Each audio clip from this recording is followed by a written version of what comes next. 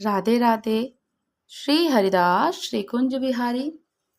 कैसे हैं आप सभी लोग?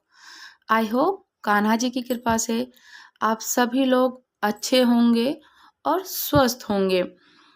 अब गर्मियाँ प्रारंभ हो चुकी हैं। आज जैसे कि बहुत गर्मी लगती है और ठाकुर जी की अब फूल बंगले की सेवा कैसे प्रारंभ करें, कब से प्रारंभ होती है ठाकुर जी के फूल बंगले की सेवा और कब तक चलती है, और फूल बंगला कैसे तैयार करें, लाल जी को किस प्रकार से क्या क्या सेवाएं दें हम उनको, फूल बंगले की सेवा किस लिए उनको प्रदान करी जाती है।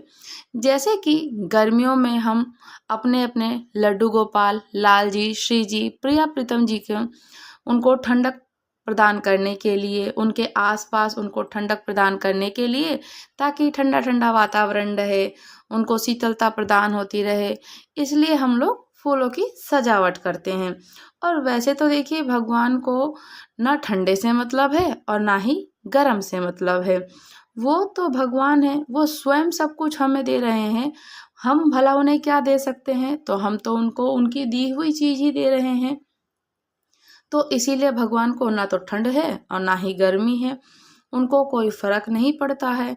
बस बात यह है कि हम उनके भक्त हैं और हम अपना भाव रखते हैं ठाकुर जी के प्रति।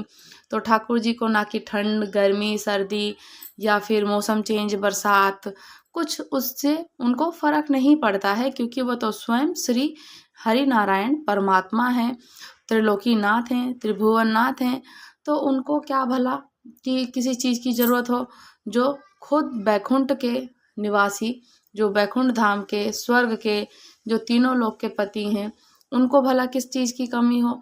तो हम तो सिर्फ उनके एक उपासक और चरणों के सेवक।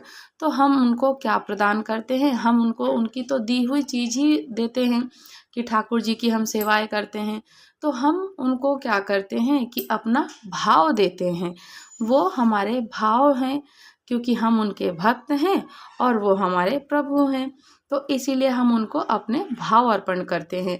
और भाव अर्पण में हम उनको सब कुछ जो हम फील करते हैं कि ठंड लग रही है, गर्मी लग रही है, सर्दी हो गई है, या बहुत ज़्यादा धूप है, या उनको शीतलता प्रदान करनी है, या हम लोगों को, तो इसी प्रकार से हम उनको अपना भाव प्रकट करते हैं। और ठाकुर जी इसी के सबसे प्यारे और बहुत प्रिय है कि उनको भाव प्रकट किया जाए, अपना उनको भाव ही दिया जाए, और वो उसी चीज़ के प्रेम के और स्नेह के और प्यार के ही भूखे हैं। कहते हैं ना कि भक्त के वश में है भगवान, और ये बात हकीकत है। भगत जो चाहे वो भगवान से अपना मन चाहा वर मांग सकता। और भक्तों का एग्जाम्पल तो बहुत सारा है। जैसे कि आप लोगों को पता ही होगा, श्री माधव दास जी, जगन्नाथ जी के, ठीक है, भगवान महादेव पिताजी के भक्त कनप्पा, जिन्होंने अपनी आंखें दे दी थी, और उन्होंने भक्ति में ऐसी लीनता हो गई थी कि उन्होंने भगवान के शिवलिंग पे अपना एक नेत्र दान किया। उसके बाद उनको लगा कि अब मैं उनको दूसरा नेत्र भी दान कर दूंगा तो मैं देख कैसे पाऊंगा, दूसरे आंखों से भी उनके अश्रुधारा रक्त आने लगा था। तो उन्होंने क्या करा कि पहले उनके शिवलिंग पे अपना नेत्र धरा, और फिर उसके बाद में पहले अपना पैर धरा, उसके बाद में अपना नेत्र निकाल के उनको वहां पे लगा दिया। तो ये भक्ति ही तो है भगवान के प्रति। चाहे आप अपने ठाकुर जी की करें और चाहे श्री जी की करें, चाहे अपने जो भी आप इष्ट देव की भक्ति कर रहे हैं, तो ये भक्ति ही तो है कि हम उनसे इतना प्रेम, स्नेह, उनका श्रृंगार, उनकी साज सज्जा और उनके वस्त्र, उनको सेवाएं जो प्रदान करते हैं। तो ये हमारी एक भक्ति है और भाव है कि हम उनको अपना भाव समर्पण कर रहे हैं। भगवान को तो सोना, चांदी, हीरे, मोती, इन सब चीज़ों से भला क्या मिलता है? वो तो स्वयं हमें देते हैं। हम तो उनसे खुद अपनी आंचल फैला फैला के भीख मांगते हैं कि प्रभु ये दे दो, प्रभु वो दे दो। तो भला वो हमें देते हैं, तो हम तो अपना प्रेम और स्नेह भाव ही देते हैं उन्हें। तो ऐसे ही हमारा ये भाव है कि लाल जी को फूल बंगले की सेवा ठंड में, जैसे कि उनको गरम सेवा, और ऐसे ही अब सर्दियों में जो गर्मी है तो उनको सर्दी, जिससे ठंडकता प्रदान हो, शीतलता प्रदान हो, तो हम उनको वो सेवाएं देंगे। और अब कब से देते हैं हम उनको वो सेवा और कब तक देते हैं? देखिए, जो फूल बंगले की सेवा प्रारंभ हो जाती है, कामदा एकादशी आती है। तो कामदा एकादशी बीत चुकी है और कामदा एकादशी के दिन से ही उनको फूल बंगले की सेवा प्रारंभ हो जाती है। कामदा एकादशी ये चैत्र माह का शुक्ल पक्ष चल रहा है, जो कि चैत्र का महीना और शुक्ल पक्ष है, और कामदा एकादशी उसी समय आती है। तो उस दिन से बांके बिहारी जी के लाल जी की फूल बंगले की सेवाएं प्रदान हो जाती हैं, और ताकि उनको ठंडक शीतलता प्रदान हो। और ये 4 महीने तक चलती है। जब सावन का महीने में जो अमावस आती है, उस टाइम तक ठाकुर जी को फूल बंगले की सेवाएं समर्पित की जाती हैं, ताकि लाल को गर्मी ना लगे। और ठंडकता प्रदान करने के लिए बहुत सारी चीज़ें ऐसी हैं जो आप उनको ठंडकता देने के लिए, शीतलता प्रदान करने के लिए इन 4 महीनों में ठाकुर जी को अलग अलग प्रकार के फूल और उनको बहुत सारी ठंडी चीज़ें समर्पण करोगे।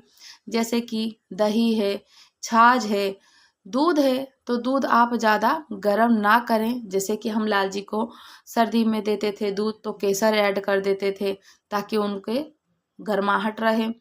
अभी हम उनको दही, लस्सी, छाछ, जैसे कि खरबूजे, खीरे, आप ऋतु फल जो चलते हैं, देखिए खीरे हैं, खीरे भी बहुत ठंडक प्रदान करते हैं। और आप उनको साथ ही साथ में थोड़ा सा गुनगुना ठंडा दूध दे सकते हैं। दूध ज़्यादा गर्म ना कीजिएगा, थोड़ा सा गुनगुना सा निवाया सा रहे। और आप देखिए उनको क्या है, फूल बंगले की सेवा को समर्पित करने के लिए, फूल बंगले की सेवा करने के लिए ठाकुर जी को आप किस प्रकार से करें।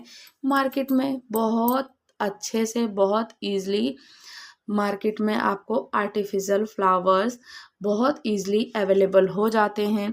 अगर आप लोग चाहते हैं कि मार्केट से आप लोगों को आर्टिफिशियल फ्लावर्स चाहिए, आप उनसे उनकी साज सजावट श्रृंगार, जैसे कि उनके फूलों को आप कहाँ सजाते हैं, उनके बिस्तर पे, आसन पे, मंदिर में, जहाँ भी ठाकुर जी विराजते हैं, आप आर्टिफिशियल फ्लावर से सजा सकते हैं। किंतु मेरा मानना तो ये है, देखिए आर्टिफिशियल फ्लावर से तो हम उनको सजा देते हैं, किंतु आप नित्य प्रतिदिन आपसे जो बन पड़े, जैसा बने, तो आप ओरिजिनल फूल जरूर चढ़ाइएगा। चाहे आप बाहर से खरीद के ले लीजिए, 10-20 रुपए का आ जाएगा बहुत आसानी से। अगर आप बाहर से नहीं, जैसे कि ऐसा होता है कि कभी कभी किसी के घर के बहुत पास नहीं होता, थोड़ा सा दूर जाना पड़ता है, नहीं जा पाते हैं, तो आपके घर में जो भी, जैसे कि देखिए हमारे यहाँ पे जो मैंने फूल लगाए हैं, सदाबहार के हैं, अपराजिता के हैं, चमेली का है। तो इस प्रकार से आप भी गुड़हल के, या फिर आपके पास में गुलाब हो, गेंदे का हो, तो आप जो भी फूल हो, ओरिजिनल फूल उनको समर्पित कर दीजिए। चाहे जो भी आपके क्यारी में 8-10 फूल आते हैं, तो वो उनको जरूर डेली आप समर्पित कर दीजिए। तो वो उससे उनको ठंडकता और शीतलता प्रदान होती है, और बड़ी सुगंधित खुशबू आती है। ताकि ठाकुर जी के इर्द गिर्द देखिए उनको सुगंध बड़ी प्रिय है। उनको इतना प्यारा लगता है कि कहीं भी जैसे कुछ भी चीज़ हो, तो हम ठंडी ठंडी इत्र लगाते हैं, उनको ठंडक शीतल देने के लिए चंदन लगाते हैं। ठाकुर जी को तो बहुत प्रिय है चंदन, और हरी चंदन, गोपी चंदन। तो गोपी चंदन तो हर अंग में उनके लीप पोत दो, है ना, अच्छे से, तो उनको और शीतलता प्रदान होगी, और जिससे उनके शरीर में उनको ठंडी बनी रहेगी, ठंडक सी बनी रहेगी। और उनके जैसे कि आसपास, जैसे हम उनको आसन पे बिठाते हैं, तो आप जैसे कि गुलाब की पंखुड़ियाँ होती हैं, उसको आप तोड़ लीजिए, गुलाब के फूल को तोड़ करके उनके इर्द गिर्द, उनके आसन पर, उनको जहाँ वो बैठेंगे, जहाँ हम उनको विराजमान करेंगे, तो एक चादर जैसे हम बिछाते हैं, तो उस पर फूल डाल दीजिए, और उनको चादर का एक आसन भी हो जाएगा, कि फूलों का चादर हो गया, आसन हो गया, उनको सिंहासन हो गया। तो उनसे उसको क्या होगा, ठाकुर जी को और ठंडक बनी रहेगी, गर्मी भी नहीं लगेगी। और स्कंद पुराण में कहते हैं कि लड्डू गोपाल और भगवान कृष्ण के सभी रूप जो हैं गोपी चंदन धारण करते हैं। तो ठाकुर जी को गोपी चंदन बहुत प्रिय है। उनको गोपी का चंदन लगाओ, और या फिर आप चंदन का जो इत्र आता है, चंदन का इत्र लगा सकते हैं ताकि उससे और शीतलता बनी रहे। अभी जितनी गर्मियाँ आएंगी, खसखस का इत्र लगाते हैं, उनको बहुत खस का इत्र होता है, वो इतनी ठंड, उसमें ना तो देखिए फ्रेगनेंस होती है, ना ही उसमें क्या होता है कि उसमें आपको स्मेल भी नहीं आएगी, किंतु ठाकुर जी के जब श्री अंग पे आप लगाएंगे खस का इत्र, लाल जी को इतनी शीतलता प्रदान होती है। अभी लाल जी की गर्मियों की सेवाएं प्रारंभ हो जाएंगी, तो हम उनको कभी लस्सी बना करके समझ दीजिए, उनको भोग लगाइए, ठंडा पानी रखिए उनके पास में, ठंडे पानी की व्यवस्था, आप चाहे तो एक छोटी झारी आती है और चाहे तो आप घड़ा रख सकते हैं ठाकुर जी के पास में। कूलर या पंखे की व्यवस्था उनके पास में हो, आप चाहे उनके समक्ष छोटा कूलर, बड़ा कूलर, जैसे आपकी व्यवस्था बन पड़े वो करिए। उनको आप भोग में जैसे खीरे, खरबूजे, तरबूजे, जैसे कि खीरे होते हैं, ठंडे खरबूजे हैं, पानी की पूर्ति पूरा करते हैं ये सारी चीज़ें। गर्मी में सारा नींबू पानी, शिकंजी, सोडा पानी पीते हैं, और साथ ही साथ में तरबूज, खरबूज हो गए। आप ये सारी चीज़ें, कभी दही बना लीजिए, लस्सी बना दीजिए, छाछ बना दीजिए, खट्टा वाला भी छाछ होता है, जीरा छाछ होता है, और काफ़ी तरीके की आप बना सकते हैं ठाकुर जी को समर्पित करने के लिए। आपका जैसा बन पड़े आप कर दीजिए। बस ठाकुर जी को हम लोग तो अपना भाव प्रकट कर रहे हैं कि लाल, हमारे पास में ऐसी व्यवस्था है तो हम आपको ये समर्पित कर रहे हैं। और कहते हैं कि उनको गर्मियों में भोग इसी प्रकार से ठंडा ठंडा शीतल शीतल रखते हैं ताकि उनको अच्छा लगे, और उनका हैवी श्रृंगार भी नहीं करना होता है, हैवी वस्त्र भी धारण नहीं कराने होते हैं, क्योंकि गर्मियाँ इतनी पड़ती हैं, एकदम प्रचंड गर्मी पड़ती है, जिससे कि उनको गर्मी लगती है, पसीना आता है। तो इसी तरीके से उनको जितना हो सके कॉटन का वस्त्र धारण कराएं, कॉटन का उनको चादर उनके आसन पे बिछाएं, उनका जो बिस्तर, उनको जो शयन का बिस्तर हो उस पे भी कॉटन का ही आसन हो, उनका चद्दर ओढ़ने के लिए वो भी कॉटन की ही होनी चाहिए, उससे और ठंडक प्रदान होती है, क्योंकि कॉटन अच्छा होता है, कॉटन से बिल्कुल एकदम से लगता है कि सॉफ्ट कपड़े हैं, कोई दिक्कत परेशानी नहीं है। अभी आप लोग देख सकते हैं कि मैं तो अपने ठाकुर जी को ना पूरी गर्मी सिर्फ इन्हें इसी तरीके की ड्रेसेस में रखती हूँ। जैसे कि कभी एकादशी आती है या कोई त्यौहार हो या घर में कोई फंक्शन हो, मैं उनको ड्रेसअप करती हूँ, उनका पूरा श्रृंगार करती हूँ। पर मैं उनको इतना श्रृंगार करने के बाद बहुत जल्दी ऐसा लगता है कि जितनी गर्मी मुझे लग रही है ना, तो ठाकुर जी को भी गर्मी लग रही होगी। तो मैं उनको जब दोपहर में 12 से या 1 बजे के बीच में जब उन्हें मैं रेस्ट कराती हूँ, मैं उनके सारे वस्त्र, सारे श्रृंगार की सेवाएं और उनके सारे श्रृंगार का सामान उतार के, उनका मुख ठंडे पानी से पोंछ करके, तब मैं उनको शयन कराती हूँ दोपहर में। और फिर पूरे दिन वो ऐसे ही रहते, जब शाम को उठाती हूँ या फिर रात्रि में, फिर मैं उनको शाम को दोबारा कभी वस्त्र हैवी वाले धारण नहीं कराती। तो मैं पूरी गर्मियों की ही इनकी यही सेवा है। इसी प्रकार की ये जो कॉटन की बनी है, मैं यही बनाती हूँ, जो मार्केट से लेकर के बहुत ईजिली मिल जाएगा आपको, 20-30 रुपये में, 15 रुपये में ऐसे मिल जाता है। बट ना मुझे मार्केट से अच्छा ये लगता है, क्योंकि वो ना बहुत उसमें सिलाई कम होती है और वो फट जाती है। तो इससे बेस्ट मुझको यही लगता है। तो मैं ये बस 2 पट्टी की सिलाई होती है और इसमें पहन लेते हैं बहुत आसानी से। और इसीलिए इनका ऐसे ही श्रृंगार करें। और इनको चंदन आप दिन मस्तक पर या फिर इनके पूरे श्री अंग पर, और जब अक्षय तिथिया आएगी तो अक्षय तिथिया से भी इनका थोड़ा सा श्रृंगार बदल जाता है। अक्षय, वैसे तो देखिए अक्षय तृतीया तो बीच में ही आती है, इन 4 महीने के बीच में, किंतु ये 4 महीने तक जो इनके फूल बंगले की सेवा चलती है, तो फूल बंगले की सेवा, उसमें आपकी नौका विहार की सेवा, अक्षय तृतीया की अक्षत यानी कि चंदन की सेवा होगी। फिर उसके साथ में आपको इनके नौका की सेवा होती है, साथ ही साथ में इनको खस की कुटिया, झारी, बंटा जी, चंवड़, तो ये सब यानी इनकी सेवाएं चलती हैं। तो ये 4 महीने जो निरंतर गर्मियों में इतनी गर्मी, प्रचंड जो गर्मी पड़ती है, कभी आप इनको ठंडा ठंडा इत्र जैसे चंदन का इत्र और खस का इत्र इनको प्रदान करेंगे तो वो बहुत बहुत अच्छा लगता है, ताकि उनको शीतलता प्रदान होती है। और इनका श्रृंगार हमें बहुत लाइट वेट करना है, जैसे कि बस मैंने ये सफ़ेद और इनके जैसे कपड़े पहना रखे हैं इसी प्रकार के, इससे ज़्यादा मैं इनको कपड़े धारण नहीं कराती हूँ। और इनको जब रात्रि में भी शयन कराते हैं तो हम ऐसे ही शयन कराते हैं, बस इनका मुख पोंछ देती हूँ।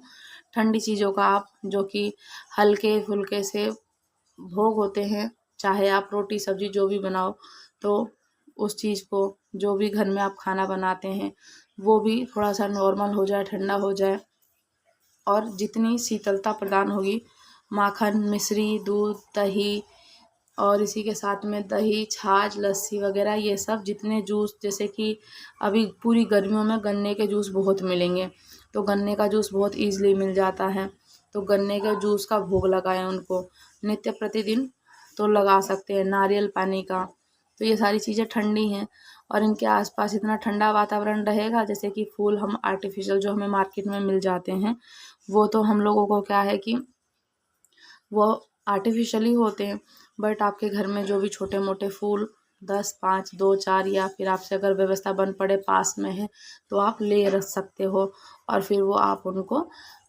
बस ये होना चाहिए कि जो 4 महीने की इनको फूल बंगले की सेवा चलेगी तो उसमें ओरिजिनल फूल ज़रूर चढ़ाएं, ताकि उनको ठंडक प्रदान होती रहे।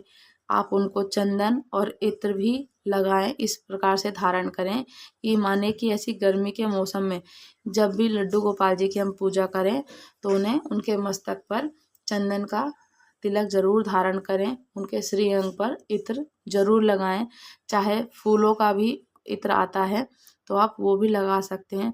तो ये जो 4 महीने ठाकुर जी की मैंने बताया कि जो सेवाएं चलेंगी, कब से कब तक चलेंगी, कामदा एकादशी से प्रारंभ होंगी।